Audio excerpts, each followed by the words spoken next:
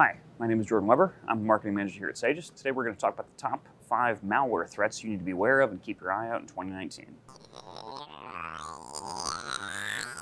Malware and social engineering have taken huge steps in recent years. What started out more as a nuisance, malware and the like have now evolved to become a permanent fixture on the cybersecurity landscape. So the first one we want to talk about is really any form of social engineering. Chances are you've probably heard a little bit about these in the news, but these can take various forms. Phishing, pretexting, baiting, a quid pro quo setup.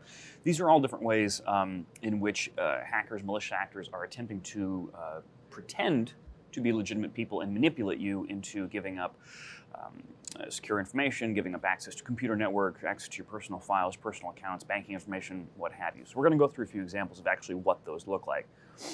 Phishing, we're all pretty familiar with, is a way to actually obtain personal information by getting you to take some sort of action. There's a few different ways you might actually do that. In the case of email phishing, we see people are going to send what appears to be legitimate email and are actually sending you a link they want you to click on, which is going to download some kind of malicious software on your computer. Of social engineering is what we refer to as pretexting, also known as smishing or SMS texting. This is where someone will actually send you what looks like a tempting offer or a question. They may impersonate, say, your bank, and reach out and say, hey, we need to get some information, click on this link, let's set up an appointment to talk. In reality, what that link may be doing is actually downloading malicious software onto your phone. So pretexting is something you got to watch out for. Baiting. Baiting is another example, similar to these, but in fact it actually makes use of a physical item. A hacker, malicious actor, if we're going to use that term again, could actually go so far as to take a USB stick, an old CD-ROM, an old floppy drive, put an interesting label on it, load it up with some malicious software, and just leave it around an office, hoping someone actually just picks it up and clicks on it. This actually happens a lot more often than you'd think. By putting what appears to be a tempting, interesting-looking label on a piece of electronic media, someone very well might plug that in. If they do, software can be configured to automatically install itself and begin deploying any manner of malware onto your network. Long story short, if you see a USB stick or CD-ROM lying around your office, don't plug it in. Quid pro quo. You can actually think about these for a situation where a technician might actually call up a company and just start looking for extensions. They're looking for employees to talk to, anyone will actually answer the phone. And what they're actually doing is they're looking for people who have technology problems, and they're going to impersonate the IT department when they make contact with these folks. But in the process, once they do, they might actually be easily tricked into giving up personal information, giving up credentials that could access the network, will actually be directing the user to change settings on their machine that could allow that hacker to infiltrate that company's network. So someone calls you up offering to be IT support randomly. It's best if you're not sure. Politely hang up, call your IT support team directly, see if they actually send someone up there to help you out. The next thing that we want to talk about are worms, specifically, in this case, ransomware worms, such as the WannaCry worm, which came out and made headlines last year. Many of you might be very familiar with some of those articles that came out. Specifically, these worms actually manipulate weaknesses that hackers find in operating systems. Take the time to ensure that your antivirus and ransomware systems are updated and you're not clicking on links that you shouldn't be clicking on. Generally speaking, that'll keep you pretty safe. The next round of cyber threats and malware we want to cover this morning are things you've actually probably heard of many, many years ago. Those being Trojans, viruses, that kind of malware. These can actually do a number of different things. They can actually deliver ransomware.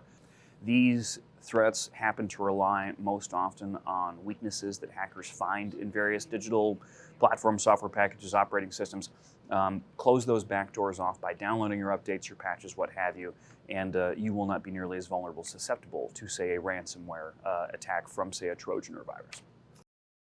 A particularly nasty and new form of malware that you may have heard about in the news recently is the next thing we want to cover, and that's called cryptojacking. Cryptojacking is a piece of malicious software which looks completely legit to antivirus programs. It keeps users in the dark, and it can hijack computers, phones, and even smart TVs to process data for hackers in the form of Bitcoin mining data.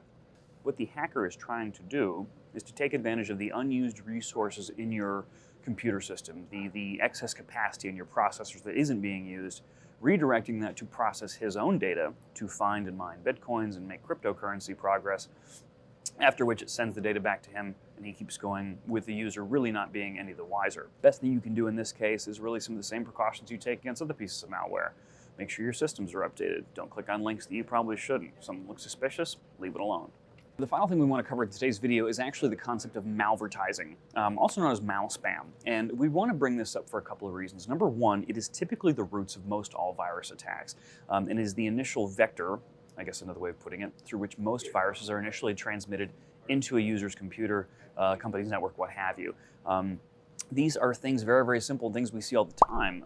Pop-up advertisements, spam emails, generally advertising and spam emails that we see all the time that we didn't request.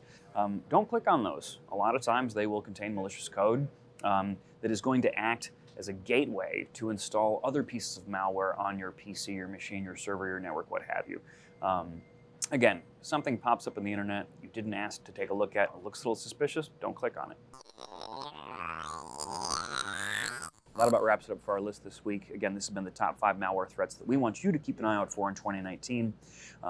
If you have any questions, comments, suggestions for a different blog topic, something you'd like to hear more about, we'd absolutely love to hear your suggestions and love to do a video on those kind of things. Send an email to marketing@sagiss.com with your topic. We'll take a look at it and see what we can do. Any questions, also feel free to reach out to us. As usual, subscribe to our channel. We release videos like this once a week designed to enlighten and inform local businesses about changes in the IT landscape. Once again, my name is Jordan Weber. I'll talk to you next week. Thanks.